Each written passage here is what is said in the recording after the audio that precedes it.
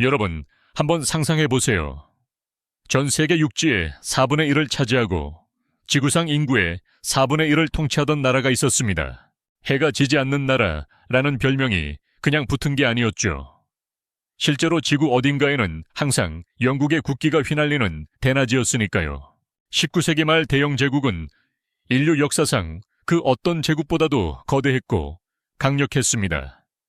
그들의 해군은 전 세계 바다를 호령했고 런던은 세계 경제의 심장이었습니다. 그런데 말입니다.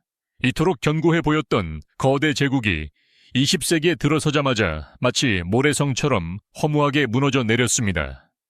대체 왜 그랬을까요? 보통 사람들은 이렇게 말합니다. 2번의 세계대전을 겪으면서 힘을 다 썼기 때문이다. 혹은 미국이라는 새로운 강자가 등장해서 해군력을 압도했기 때문이다 라고 말이죠. 틀린 말은 아닙니다. 하지만 그건 아주 표면적인 이유일 뿐입니다. 사실 대영 제국이 멸망한 진짜 이유는 칼과 총, 그리고 거대한 전함의 숫자가 모자라서가 아니었습니다. 제국의 심장부에서 아주 조용히 그리고 치명적으로 진행되던 보이지 않는 괴사 때문이었죠. 오늘 우리는 역사 교과서가 알려주지 않는 대영 제국이 진짜로 무너진 그 비극적이고도 현실적인 뒷이야기를 파헤쳐 보려 합니다. 자, 1945년 5월에 런던으로 가봅시다. 독일의 항복 소식이 들려오고 거리는 승리의 환호성으로 가득 찼습니다. 윈스턴 처칠은 영웅이 되었고 영국은 승전국의 지위를 당당히 거머쥐었죠. 하지만 여러분, 이때 처칠의 표정을 본 사람이 있다면 아마 깜짝 놀랐을 겁니다. 기뻐야 할 그 순간 그는 사실 속으로 피눈물을 흘리고 있었거든요. 왜냐고요? 겉으로는 승리했지만 영국의 주머니는 말 그대로 텅텅 비어 있었기 때문입니다. 전쟁이 끝나갈 무렵 영국의 빚은 오늘날 가치로 환산하면 상상조차 할 수 없는 천문학적인 액수였습니다. 어제의 부자가 오늘 당장 내일 먹을 빵 살 돈이 없는 거지가 된 셈이죠. 여기서 아주 흥미로운 사실 하나를 짚고 넘어가야 합니다. 여러분은 무기대여법이라고 들어보셨나요? 미국이 영국에게 무기와 물자를 빌려준 제도죠. 당시 영국인들은 미국을 민주주의의 변기창이라 부르며 고마워했습니다. 하지만 세상에 공짜 점심은 없는 법입니다. 미국이 영국에게 내민 청구서는 단순한 달러 뭉치가 아니었습니다. 미국은 영국의 숨통을 조이는 아주 무서운 조건을 하나 걸었습니다. 바로 전쟁이 끝나면 영국의 폐쇄적인 경제 블록을 해체하라는 것이었습니다. 이게 무슨 뜻인지 이해가 가시나요? 당시 대영 제국은 전 세계에 퍼진 식민지들과 자기들끼리만 거래하며 막대한 이득을 챙기고 있었습니다. 이른바 파운드 블록이라는 거대한 울타리를 쳐놓고 남들은 못 들어오게 막았던 거죠. 그런데 미국이 이 울타리를 부수라고 요구한 겁니다. 즉, 대영 제국이 유지될 수 있었던 가장 강력한 무기인 독점적 경제권을 포기하라고 협박한 셈이죠. 돈이 없어서 전쟁을 못하겠으니 영국은 눈물을 머금고 제국의 근간을 미국에 팔아넘길 수밖에 없었습니다. 이건 해군력이 약해진 게 아니라 제국의 기초공사를 미국이 통째로 뜯어간 것과 같습니다. 정말 어처구니가 없는 상황이죠. 총 한 발 쏘지 않고 동맹국이라는 이름 아래 미국은 대영 제국의 경제적 권위를 야금야금 씹어먹고 있었습니다. 실제로 전쟁이 끝나자마자 미국은 영국에 주던 원조를 칼같이 끊어버립니다. 어제까지 같이 싸운 동료인데 이제 볼일 다 봤으니 돈 갚아라 라며 목을 조르기 시작한 겁니다. 당시 영국의 상황이 얼마나 비참했냐면 승전국인데도 불구하고 1950년대 중반까지 식량 배급제를 실시해야 했습니다. 독일이나 일본 같은 패전국도 아니고 세계를 지배하던 승전국 영국에서 아이들이 설탕과 달걀을 구걸해야 했던 거죠. 이런 상황에서 식민지 관리는 어떻게 했을까요?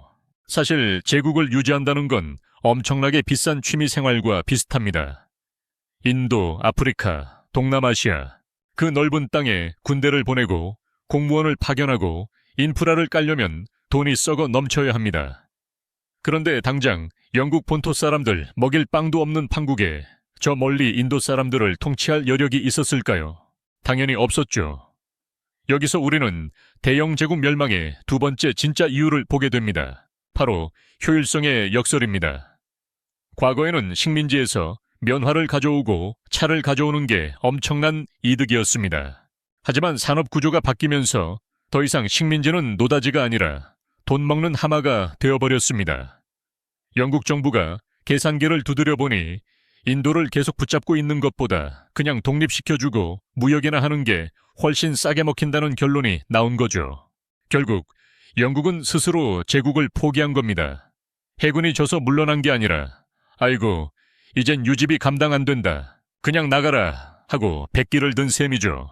참 씁쓸하지 않나요? 한때 영광이 고작 가성비 때문에 버려지게 된 겁니다. 그런데 여기서 정말 중요한 포인트가 하나 더 있습니다. 영국의 멸망이 단순히 외부적인 경제 상황 때문만이었을까요? 아니요. 진짜 무서운 건 영국 내부에서 썩어가고 있던 혁신의 부재였습니다. 흔히들 영국은 산업혁명의 발상지니까 당연히 기술이 최고였겠지라고 생각하시죠. 천만의 말씀입니다.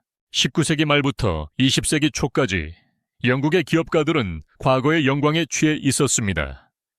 우리는 세계 최고인데 굳이 새로운 기계를 들을 필요가 있나? 지금 이대로도 잘 팔리는데? 라는 안일함에 빠진 거죠. 그 사이 미국과 독일은 어땠을까요? 그들은 최첨단 전기 설비와 화학 공정을 도입하며 영국의 낡은 공장들을 비웃었습니다. 영국의 공장들은 1800년대에 쓰던 낡은 증기기관을 여전히 돌리고 있을 때 경쟁국들은 이미 로켓처럼 앞서 나가고 있었습니다. 이건 마치 오늘날 삼성이 폴더블 폰을 만드는데 과거의 왕좌를 차지했던 노키아가 여전히 피처폰을 고집하며 우리가 왕년엔 최고였어 라고 말하는 것과 똑같습니다. 결국 영국의 제품은 시장에서 밀려났고 제국을 지탱할 실물 경제의 엔진은 차갑게 식어버렸습니다. 자, 이제 이 모든 모순이 터져나온 결정적인 사건을 이야기해보려 합니다. 바로 1956년에 일어난 수에즈 운하 위기입니다. 이 사건은 대영 제국이라는 시체의 마지막 관 뚜껑을 덮고 대못을 박은 사건이라 할 수 있습니다.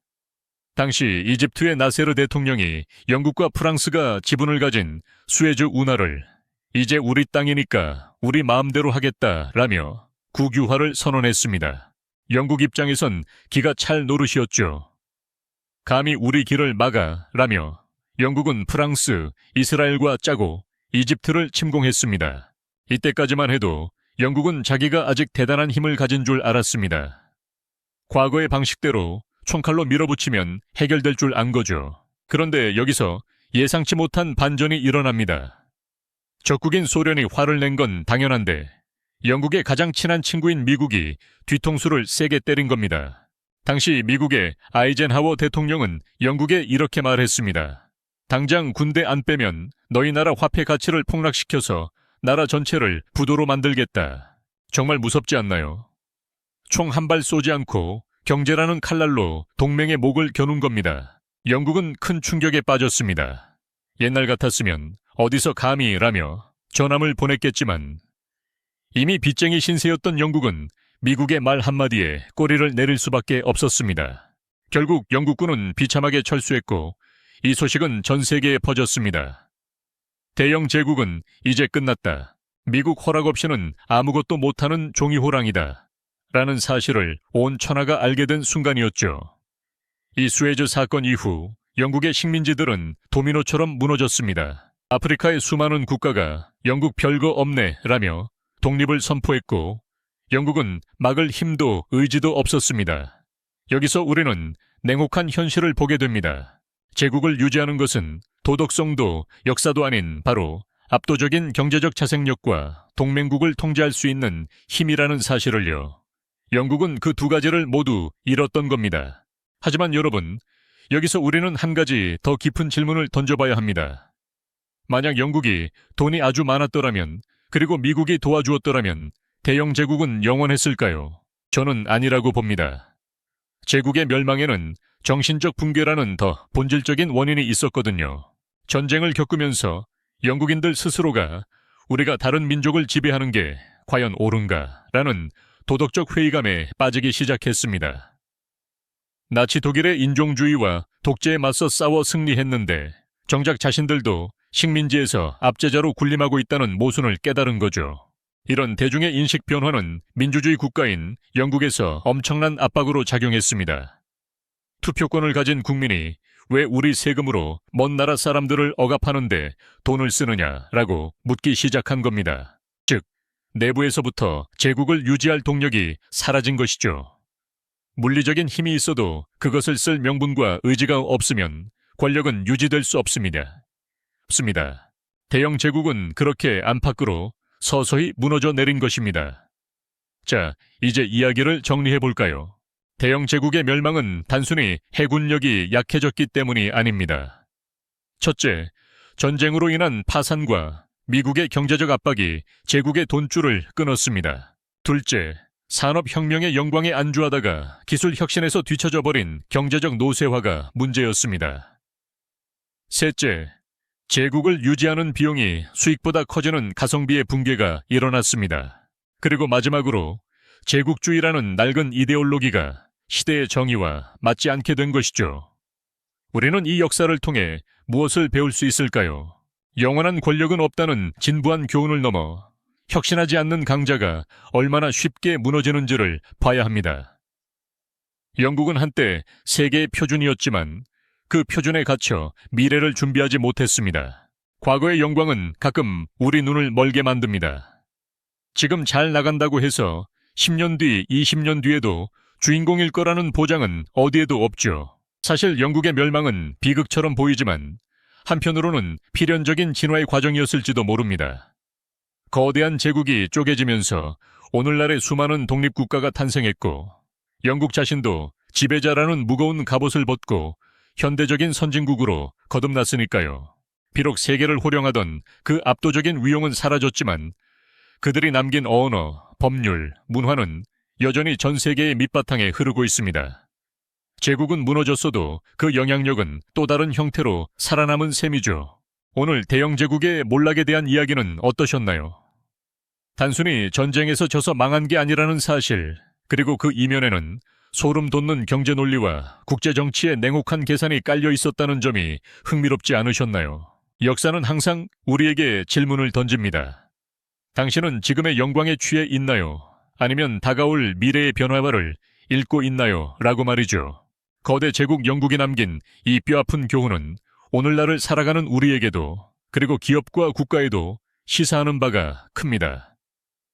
긴 시간 동안 대영 제국의 마지막 순간을 함께 지켜봐 주셔서 감사합니다. 역사는 반복된다는 말이 있습니다. 하지만 그 반복 속에서 무엇을 배우느냐에 따라 우리의 미래는 달라질 수 있을 겁니다. 영광의 뒤편에 숨겨진 차가운 진실을 들여다보는 일, 그것이 바로 우리가 역사를 공부하는 진짜 이유가 아닐까 싶습니다. 지금까지 지식 스토리텔러였습니다. 감사합니다.